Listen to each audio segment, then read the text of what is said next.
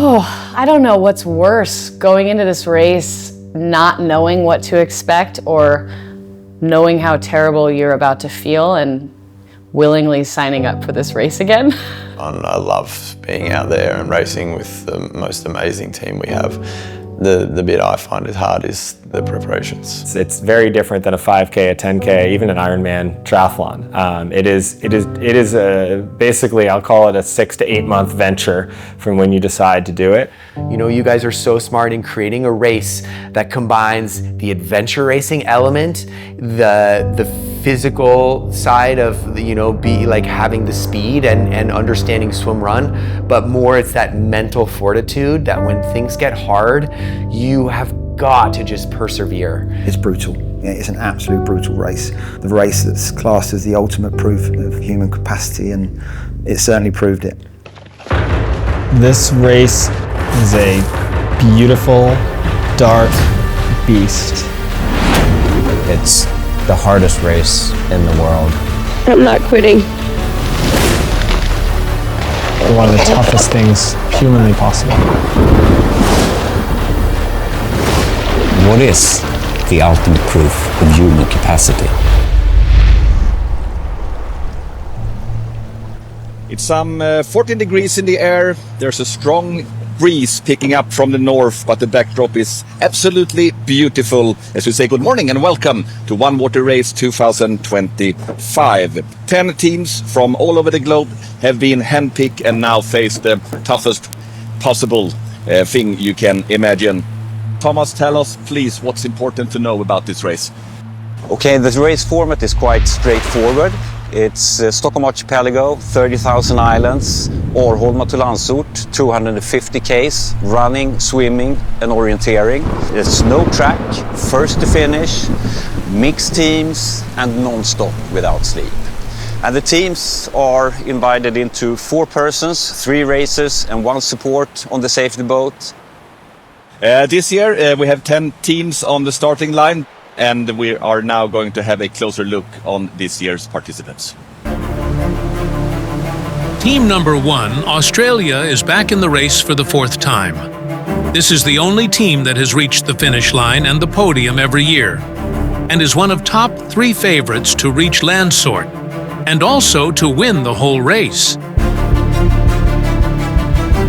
Team number 2, USA France, is a mixture of very experienced athletes and endurance racers.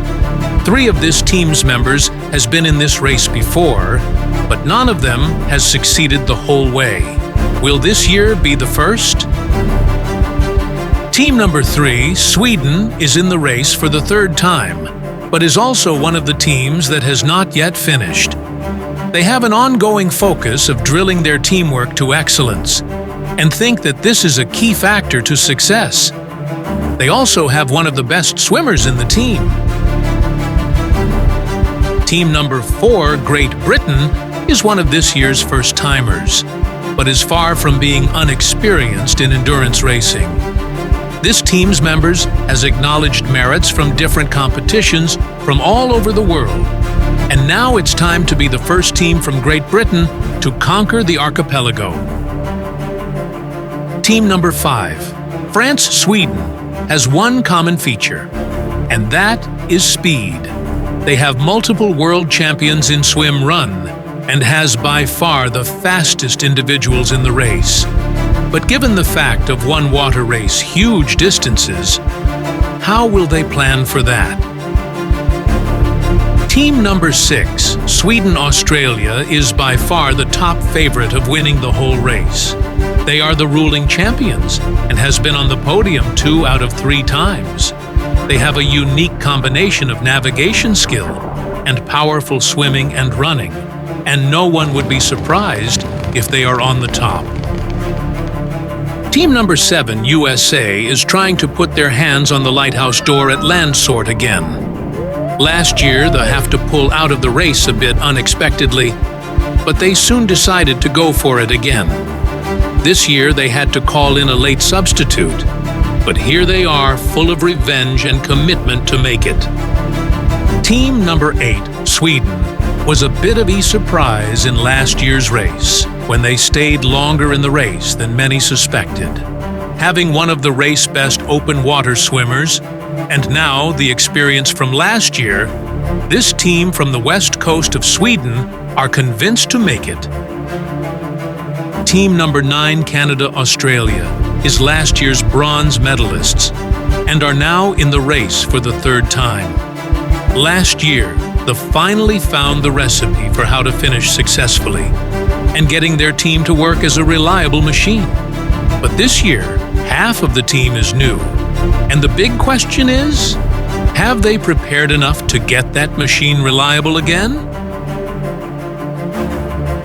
And finally, team number 10, Sweden, is this year's 3rd newcomer, and even if one of the team members have experience from last year's race, the other 3 is trying it out for the first time. They have one of the best swimmers and runners, and have all strong mindset. This team is this year's dark horse. 10 strong teams will try to make it all the way down to Landsort, 250 k's away. Marcus, if I force you to pick one favorite, in your opinion. But the short answer is I go with the experience and the speed. Actually, that is a team 6 with Daniel Hansson and Christine. Then they will take the win again. Going for the 3rd victory? I think so. They have the whole package. Okay. Hi Carl. Love you guys. Hi Emily. Love you. Standing on the start line, I was just really excited. I think at that point you've done what you can. I felt confident in our choices of equipment, and certainly I knew I could rely on the team.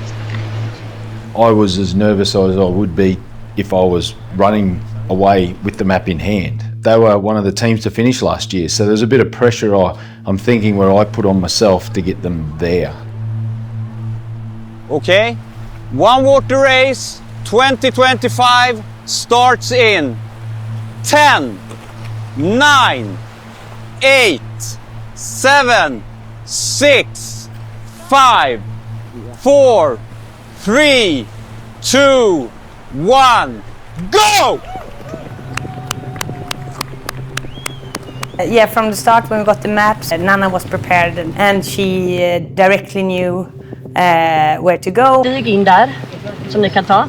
We're going to come up this trail, we're going to come down here. So we're in the start. What's important now during this first part of the race? Well, as you see, some of the teams took off pretty fast and some are staying a little bit longer. Different tactics there, like some teams just check out where's the first checkpoint. Here we go. We were the last team to left. And that was a bit impressive because we're like, whoa, they already know what they're doing. So we're a bit, worried that because we never did that before. So obviously a bit of pressure on myself, obviously, because I was the one helping with that. We don't care. We don't care. Let's get them go, and we will come on our way and our pace. We decided to start quite fast to get the competition feeling, and it was fun to be able to run beside Adrian.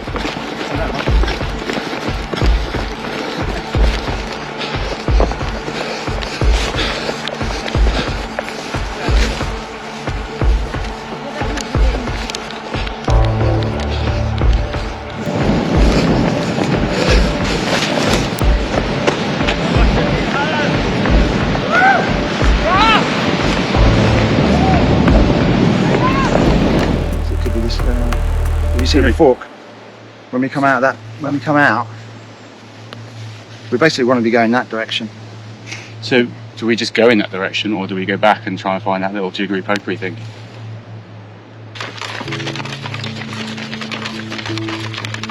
Because basically you'd be bushwhacking across the it'll be like a quick 50-meter swim there.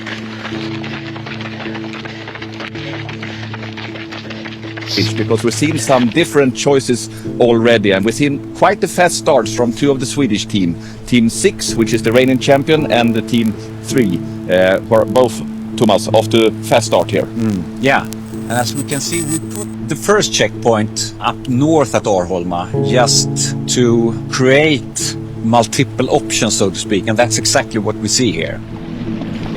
I would say it's exactly what we wanted. the teams that chosen to run have been quicker so far. Indeed.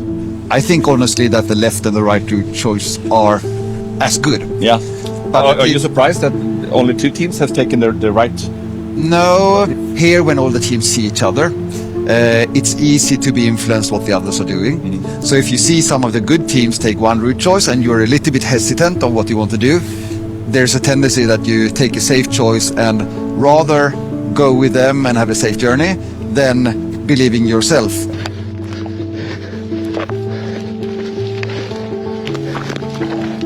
The team was quite confident with the swim, so we took the swim. What I think deserved us at the time was obviously the water being so wavy, so windy, that looking a step back, probably not the best choice. But what was nice is it put us a bit in hunt mode.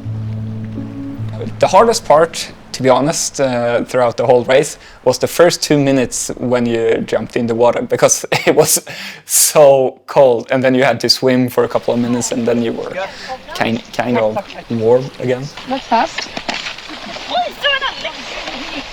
Lite bra, Alex. Alex! Är du okej? Ja.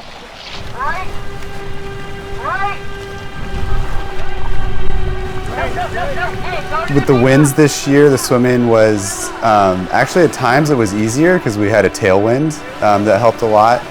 But when the winds are blowing the waves, even if it's only a foot high, it makes it a lot harder to sight and see where you're going. You will take a breath up and you won't see the shoreline, and so you won't know if you're going the right way or not. I think we were moving faster because we had the tailwind, but it was harder to stay in a straight line at times.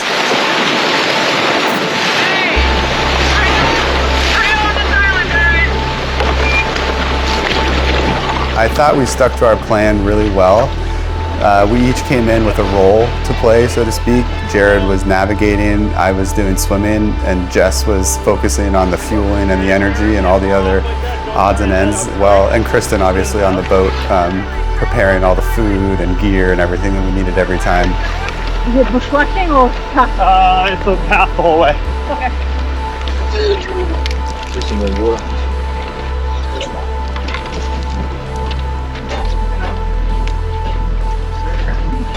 Sorry? Is there a wrap? Yeah, okay. Definitely, I would say it was the hardest year we've raced there, mostly because of how cold it was in the water and on land. I've never been this cold in my life. It's the coldest water we've had ever racing here. So. It was just blowing the whole time, so it's really hard to get the body temperature up when you're on land. Good work, guys. Keep it up. Good job. Suit. They put 2 wetsuits on now, so Glenn's got 2 wetsuits on, Liz has got 2 wetsuits on and a pair of shorts, and Robbie's got 2 wetsuits. So yeah, it's just part of the strategy. Like, you know, be prepared to double suit if it's cold. Yeah, I mean, it's just important not to lose too much energy through shivering. As I haven't had really much time to prepare for the race, I just took the same gear, same shoes, same neoprene, everything same than last year.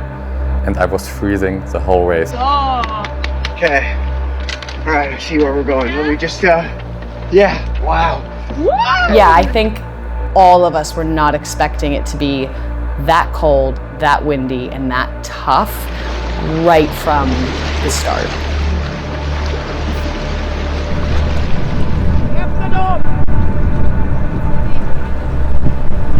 You see the teams you see on the course, and if you find Rob with a map on Lökön, then you know that we're in a pretty good place. Of course, we were really stoked when we heard, you know, how we were placed, and we could really feel that, you know, we can actually, you know, do this. We actually have the capacity to keep up the speed as well. We passed team 3 in the water and we were pumped. Like flying past other teams on the swims, because I'm a swimmer, Murray's a swimmer. I mean, we can all run, but not everyone can swim. And so we were really getting into that groove. I think that's too big. Yep.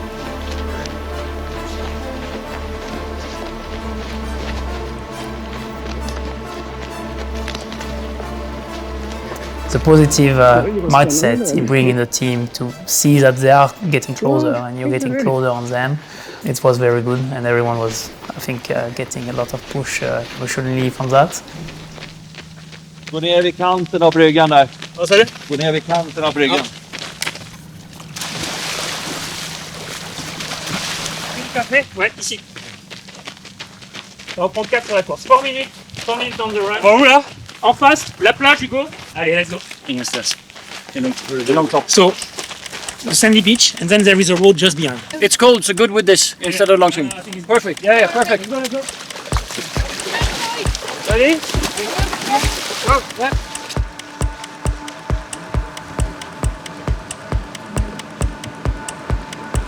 You can feel your heart beating a bit faster and want to go faster. Hugo, being a competitor, I was a bit pushing sometime on the swim when he saw them, at least when he saw that we catch up on them, which obviously was not something we were expecting, at least at this part of the race. Här kommer de. Tror jag. Nej, det är... Ja, bra kört. Tack. Samma. Then we were at the same time at 2 checkpoints, and we'd be getting new maps and things like that. And I mean, it was exciting, and I think also we realized that we did do the navigation much better than we expected. Everything? Everything. Go!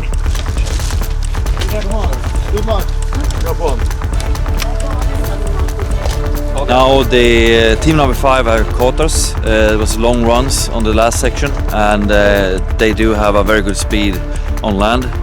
So the teams are now together. You can see them there if you. So this will be an interesting development. From checkpoint 4 we get new maps. So it's a new section. On this section there's a 2 checkpoint alternatives, meaning it's a 5A and a 5B, and we have to choose one of them. And the idea of that is to spread the teams more. But I found checkpoint 5B pretty obvious to take. When you end up with another team, you crank up the pace and you start racing it. And it's fun because it's a proper race. But what mostly happens is that the teams doing that, wasting themselves too early in the race. So I really hope that our team will settle their race pace, because there's a long way to go.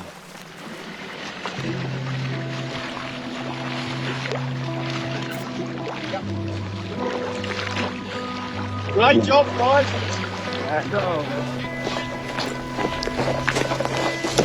Good work. Good work, guys. Good job. Nice work. Good job. Round here. I'm going to meet you around at this point there. You get the maps at the start of each stage and your heart rate. I'd love to know what my heart rate was. The adrenaline was high, trying to plot it, and it was never straightforward. Like, there wasn't a definite route you could take, which was awesome. You want me to... Running or no? Yep, you're running. I think 5. It's going all right, but some of the long swims might get cold. But Julian just asked us how we were all feeling, and yeah, we were cold. So, you know, without a moment of hesitation, Julian was like, righto, then we're going to do some short swims. I'm going to break up the swims with some islands to keep you out. So we did less long swims on the first day. All right, dump all your stuff. You run.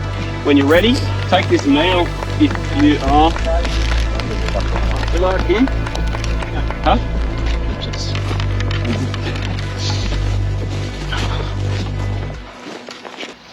Ön till vänster, där den vita båten är nu. Vita båten är nu. Och så höger den närmaste ön. Yes. Ja. 10 minutes. 10 minutes. Reste 10 minutes. 10 minutes de nage.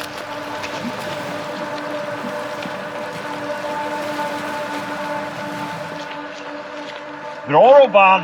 Ja, det går bra ju. Det var så jävla bra. Ja. Good job! Great work! 80 minutes! Smashed them! Look, they're fucking 10 minutes behind. Look, that's the last long swim. We got the longest swim for a while. We've got a 3K eventually. Okay? Only a couple of minutes behind the leaders, and we're going into the first night of the race, which is always interesting. It's at night things happen. Yeah, a little nauseous. I just feel like I was going to go. Sorry? I feel like I'm going to throw up. I did say to Lars, do you want to have part of this meal I was eating? And he said, no, I'm having hard time to get it in. But I thought it was something going wrong with this meal that he doesn't like, and it's something that can happen. But so I was not forcing him at any point. Some hot water before start swimming, maybe you can eat it. And we had more warm food, and he started to throw up before a swim. And then we were like standing there, okay, we should wait a bit until he feels better. So we were standing still for a while, but not too long at all. And then we said, yeah, we go in the water and see how we feel on the other side. Maybe it will be better when you start swimming, lay down, and it will be better on the other side.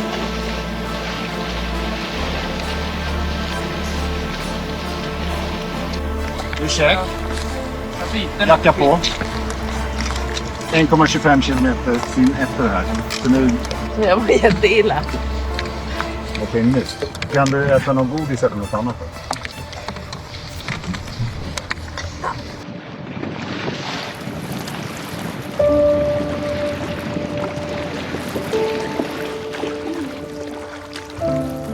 When we came up on the other side, and I realized he was not really there. Lars, he was more like looking, I don't know where he was looking, but not really, and he was not there. And I think Nico put on both Lars and Hugo jackets.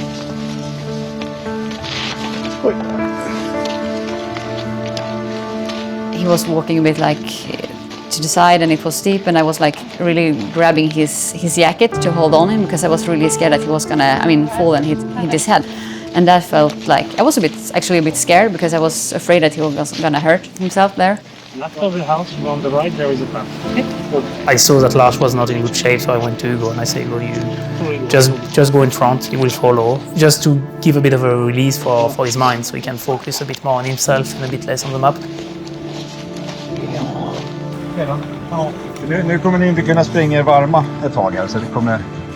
Nej, grymma ni. Jag fattar att det börjar suga nu. Nej.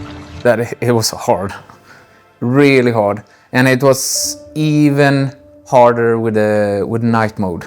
Vi kommer in där med båten, jag har ritat det. It was affecting me more than I thought from before. Ja, men vi ses ju på andra sidan nu. We have some breaking news regarding one of the top teams.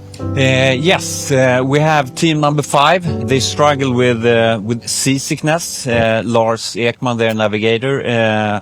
So when they entered Möja, he struggled quite hard. I would say he couldn't keep the food, and we know that they walk a little bit on Möja and try to feed him. So really making him better until they enter the next stage.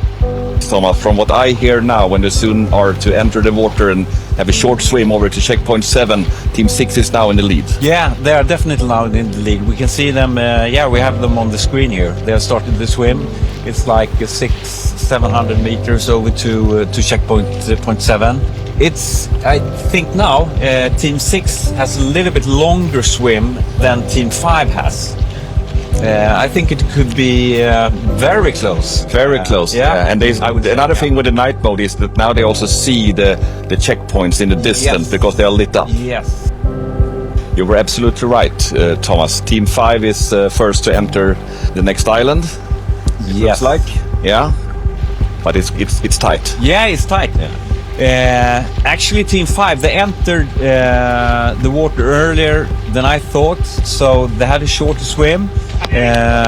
So yeah, this is really what I was thinking.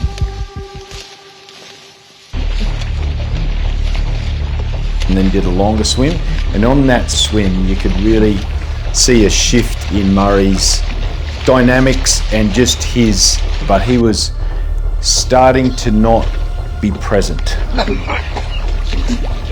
Just go straight, mate. Just go straight, we'll get you there. And we knew something was wrong, so we thought we need to get him, warm, get some food into him, kind of reevaluate what's going on. Let's get out of the water. It was cold. Get some food in, but yeah, he was starting to cough, and really any food he didn't really want. The team was going to walk to the CP, and just Murray couldn't stand up. Yeah, nice deep breath. Ended up kind of not losing consciousness, but just wanting to nod off a bit. So we were just trying to make him warm. He tried it in vain a few times to stand up, sat down, stand up, and he was adamant he was getting to CP6. Keep breathing, just focus on the breathing. And in the meantime, I called, or got the boat driver to call just the medic to ask any thoughts, and they sort of showed some urgency and said, nah, we'll be 15, 20 minutes. Please try to keep it still. You're okay, Murray. Everything's fine. When the medical team were on him, there was a 57 number popped up at one stage. I would say hell broke loose.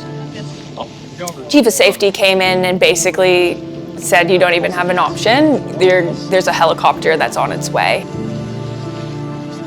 It's not like he walked into the hospital, got checked out and walked out. It was quite serious, yeah. Got released yesterday, so yeah. Typical Murray, wanted to walk from the hospital back to here, so. Varm blåbärssoppa. Gud vad gott. Det var inte igår. Ursäkta. Usch, Alex. Hej då på er. See you later. Breaking news right now is that Team 5 also is out of the competition. You were off to a very big start and you seemed to have a good pace throughout the day. What happened? We felt like we were going, kind of the way we had hoped, actually. It kind of just escalated, so then I started getting really nauseous and throwing up as well. Yeah, and at the end we lay down for 45 minutes just to see if we could make it go away. Yeah. But yeah, the nausea was still there. And it felt too long way for me to push through all the way to Landsort with that feeling. So I told the team that I need to pull out. Yeah. I can't do this.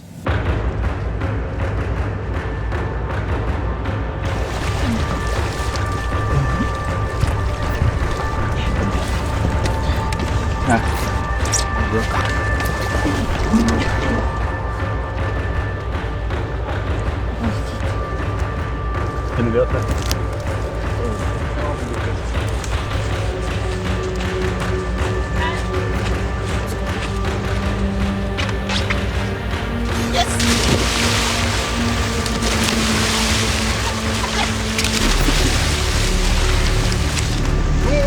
Great work, keep it up.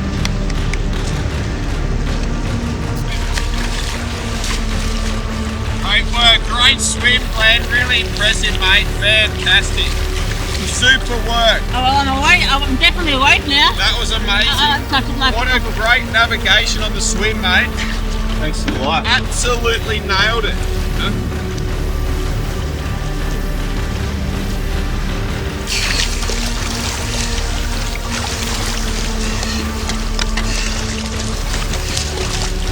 Jag var förbi. Bra.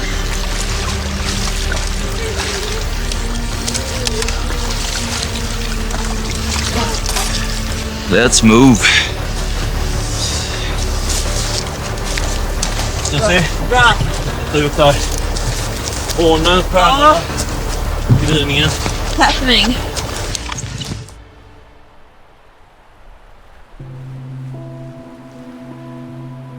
I think the wind's quite cold this morning.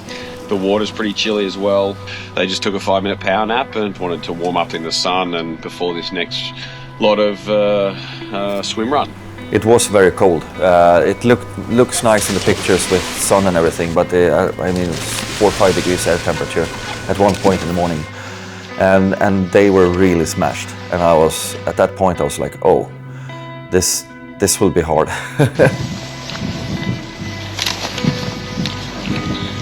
If Team 1 had seen how out on our feet we were on that morning, the second morning, I mean, Christine was vomiting, I was like walking in my sleep, Daniel as well. We were really struggling there, it was moving super slow. I think if they'd seen that, there would have been a bit of a carrot there to, push and catch up to us. We jumped in the water again, got a bit of life and we got going again, but still there, we had a dip, and it's not often we all dip at the same time.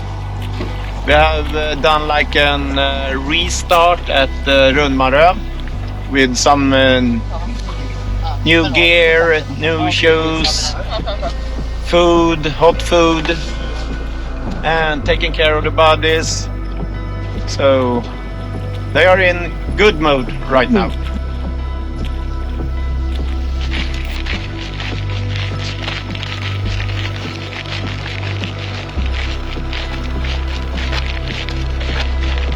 Jaguar, how you doing?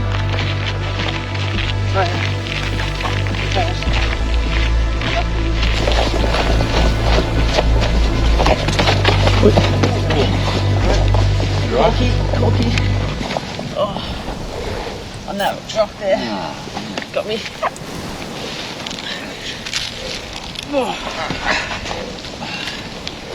Med hela nu, hela bröstkorgen gör ont. Ja. Får vi bara lyssna och bara jämföra med hur det såg ut innan? Ja. Well, Helen had some problem breathing, but we checked with medics and she was fine. She was not good, but she was fine. Det låter fortfarande rent på lungljuden liksom. Så kör vi. Ja. Nu är jag med. Yes, då kör vi. Simon, 3, 2, 1. What is also interesting now is one thing. On one hand, the conditions, of course, it's cold in the water. Maybe they will not swim that much as we predicted on beforehand. But also now, when we come to the checkpoint 14, the 8-hour rule kicks in, which is also interesting because if you're more than 8 hours behind the leaders, you will be taken off the course. Yes, and there are a couple of teams that are very close to that. And talking about the temperature, it's chilly in the wind from the north, but in the water maybe some 13, 14 degrees. And we can see here Fredrik Nilsén, he's freezing a lot. Ni behöver ingen vatten, nej. Har ni koll på kartan? Nu är det lite stigar och grejer och... British team 4, is out of this competition. They have been taken out because, they were too slow, so they are taken out on security matters. Had a slow start and it was a tough race for the British team. Yeah, purely brilliant, ultimate race. Loved it. We could have gone longer. I think typical, British spirit. Your battery might run out.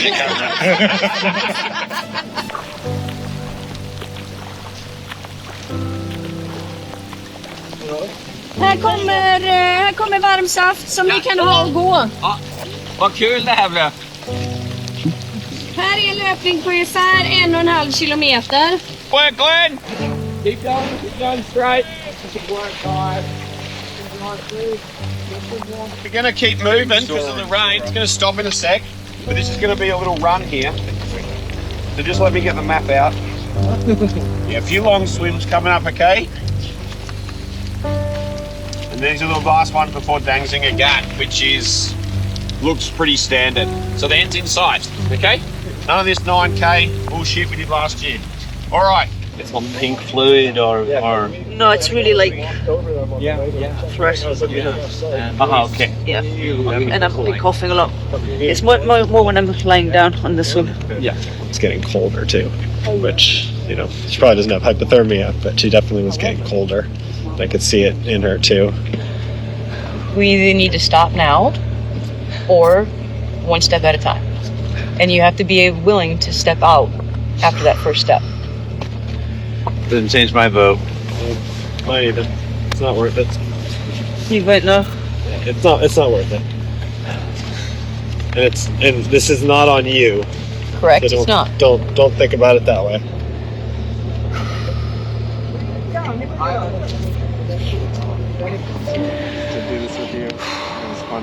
Quite recently, this Team 2 in this competition, the combination between United States and France, they are out due to a medical issue.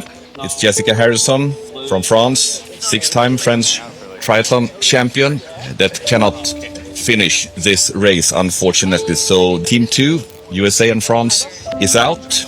Kristen Smith, Jared Shoemaker, Jessica Harrison and Chris Wright. So we're following one of the Swedish teams, and here in the studio at Studio Briggen we have another Swedish team, well, at least 3 of the team members, one of the 5 teams that unfortunately have to pull out from this race. We have Rasmus Söderholm, Isabella Brandt, Rickard Berglund. Welcome. Thank you. I was happy to have you here, but I'm not. Unfortunately, tell us what happened. Marcus got stung by a wasp. And that's why he isn't here. Marcus Brandt. Yeah. Your teammate. And he got an allergic reaction. Okay. And he needs an EpiPen. Yeah. That we don't have on us. So we needed to call 911. And the ambulance helicopter came. And very professional. 4 members came and did everything that they could, and he's now in the hospital, SÖS in Stockholm, and well taken care of.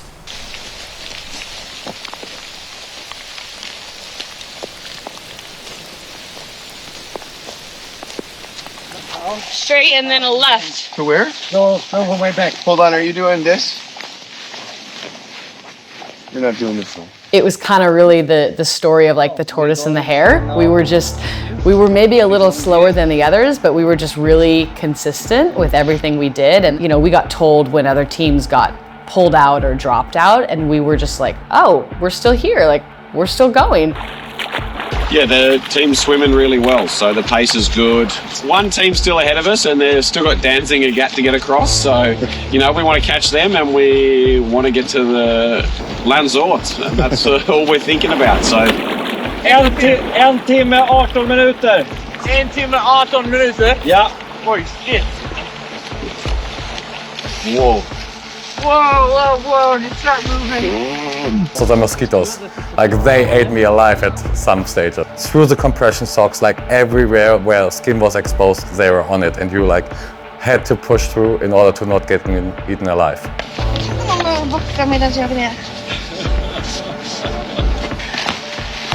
You Swedes are as tough as they come, man. Mosquitoes, prickly bushes, slippery rock. You know, it is so hard. The terrain, I mean, it's not just, it was all the little things. The rocks are so mossy. Then the mosquitoes are there. But the terrain is like no other place in the world. It is so hard to navigate. And when you start to get a little bit cold, your legs just get even stiffer. You know, you just start to slow down, and it's so hard to like shift gears and trying to like push on some of those islands that are just it's just a maze of landmines everywhere that you're trying not to like, yeah. Fredrik, prova också andas genom handen då. Vad sa du? Prova den här också. It started small, but then, you know, it accelerates. And when I was in the water, I couldn't really breathe. The feeling that when you kind of, if you put your hand over mouth and like that, and you hold your breath, in the end it kind of aches in your chest. That was the feeling.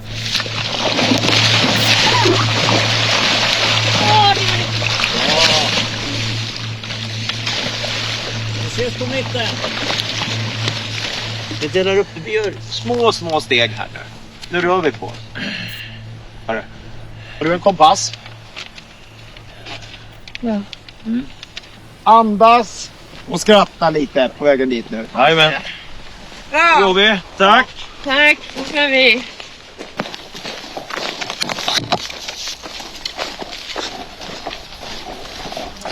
We are following Team 6, the leading team. We have entered night mode, and we touched down in our Studio Briggen, just to say hello and to talk a little bit about what's happening right now, together with Marcus Moberg, researcher at GIH, and Thomas Ogander, the race director. And this race, Thomas, has been going on now since yesterday morning, but as you say many times, this is actually when it all starts. But that's what this race is all about. We're talking about the 36 hours, and we are now almost into 38 hours, which means that we have just entered the phase where the really race starts. And This is, you know, we started with 10 teams. Now, when the race starts, we're just 5 left. Yeah. And we have still so far to go. And this is where really the magic happens in this race. We're talking about the analysis, and we're going to look at some graphics now where we compare Team 1 and Team 3 between the checkpoints 10 and 14. And you can tell us a bit about that, Marcus. What is it that we are watching here? As you can see from the left, we have the average heart rate across this section from checkpoint 10 to checkpoint 14. And then we can clearly see that, and this is the average heart rate across the stretch and across the teams. And clearly see that Team 3 had to push a little bit harder, having about 20% higher heart rate. And that's quite distinct for basically having the same route for a long time, even though it changed towards the end. Looking at the glucose values, they're really good. I mean, below 4, that's when you get hypoglycemia, so you really feel the effects in the brain and energy deprived. So they've really been good at maintaining that, which I've seen through the curves as well. If we dive even deeper into the heart rate, looking at the whole stretch from checkpoint 10 down to checkpoint 14. Yeah, so this is another way to view the graphics. Here you can clearly see that Team 1 was very stable in that sense. They made mostly running and then a short swim there, which makes the heart rate go down, and then very consistent, while Team 3 were more all and about in that sense, not that stable, maybe increase in intensity, decreasing, might be stressed in instances as well. So this is a very nice way actually to compare the teams across stretches. Har du den eller? Jag drar mig. Kan vi gå? Välkommen till det. Jag måste öppna vindräkt. Ja, bra gjort.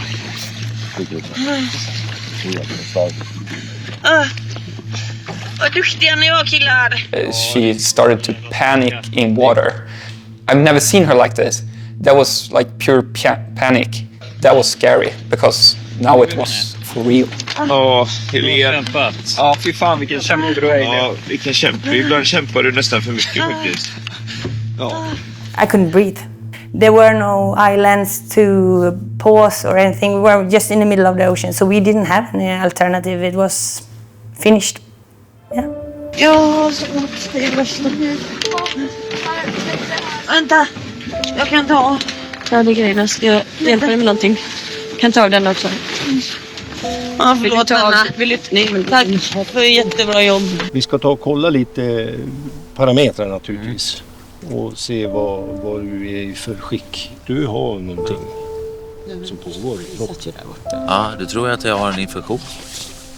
Någonting som gör att It was a huge disappointment, obviously, when we had the dialogue with the doctors, because I know that we all felt that, and even Frederick, that he would have wanted to continue from there.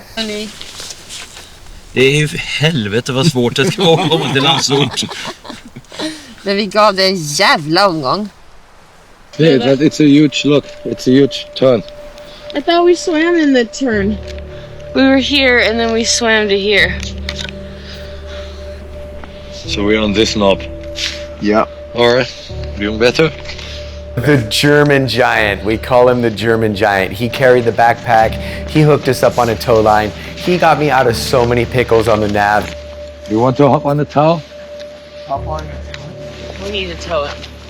Oh, hop on a tow? And then when we head into the second night, Kayla and Justin were like, one of them was always like sleepwalking a bit, so we just took them on the tow, pulled them through, but still spirits were high, and like when you get in the water, like it's each time like a cold plunge, so you wake up a bit, and then once you are a bit on land and warm up a bit, then you get tired again. Vincent, you got some snacks? If I need one. Or if I got one. If for Justin. I could use one. I thought many of the sticks out in the woods were animals. I saw, Justin waving to people in the woods that didn't exist. I mean, things when things fell apart, they fell apart pretty fast. And I think a lot of that has to do with the sleep deprivation. Oh man. I want to lay down for like 3 minutes. Yep. Can you wake us in 5 minutes? I'm gonna wake you in about 15? Give your brain an actual reset. I'm afraid we will cool out. No, you won't. I promise you. I've done it. Taking a snooze can go two ways. One, I'm feeling charged, let's go. Or two, in our case, like... I think for me personally, I feel concerned about safety. If I remember correctly, we were like kind of debating, and then the next thing I know, we all kind of made a decision and we felt good about it. So it's a fine edge, and you can always say afterward, what if? But I think we made the right choice there before like causing another rescue or anything.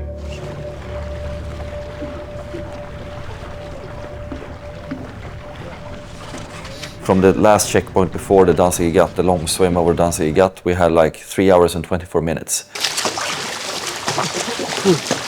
So being in the lead is actually also just maintaining the lead and controlling the race and the team status.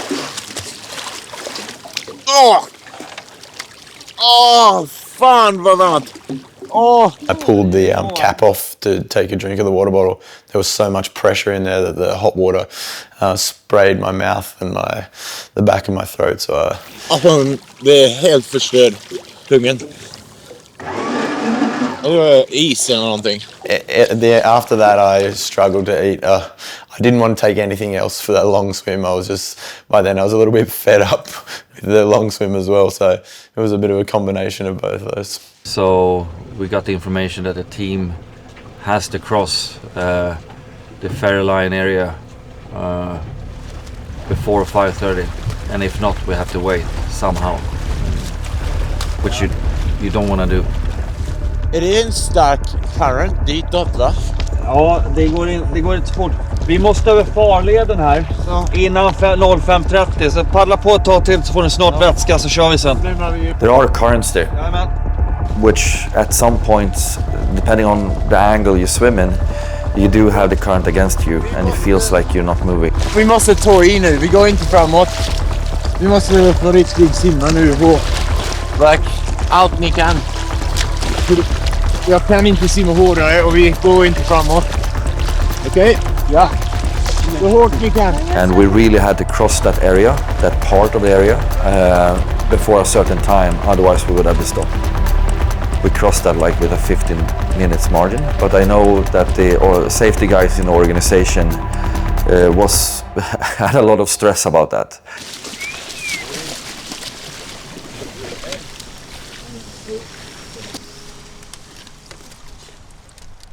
Even if we have a big lead, it's like, okay, let's finish this and get to the finish line. Like the obviously fastest alternative is to take another long swim, about 5k. You could also run around a bit and get far less swim, but then you have to run so much more. Motvind och hög sjö, det var bara det jag ville säga. When we got there, Johan decided that he wanted us to run around.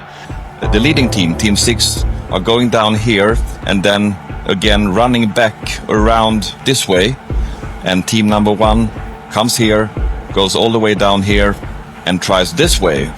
And then you do the swim we've always done, which is the bitch of the 1.8.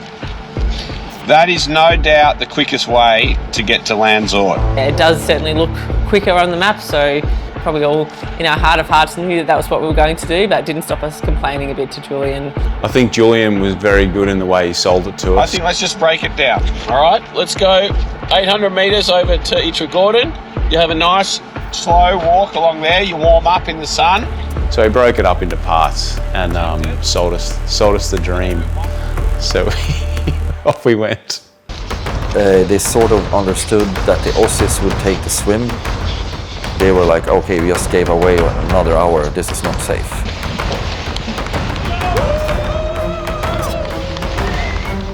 They actually increased the speed on the route choice because of that, but also they just wanted to finish as well.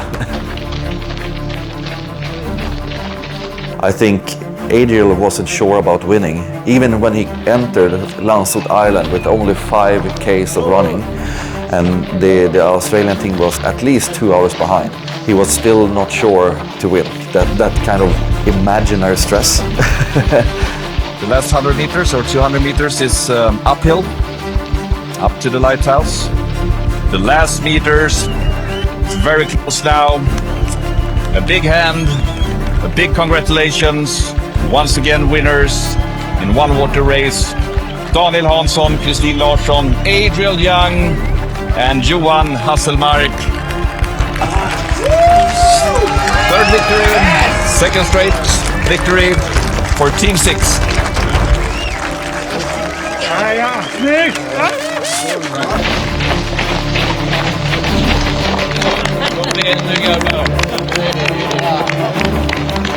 Rob Preston, Elizabeth Dornan, Glenn Wilkinson, and the navigator Julian Dent. Still strong, still running. Great race, and congratulations to the second place. Team 1, Australia.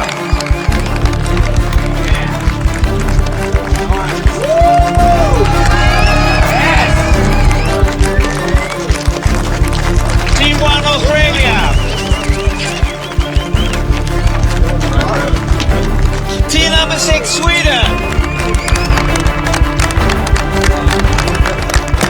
Oh.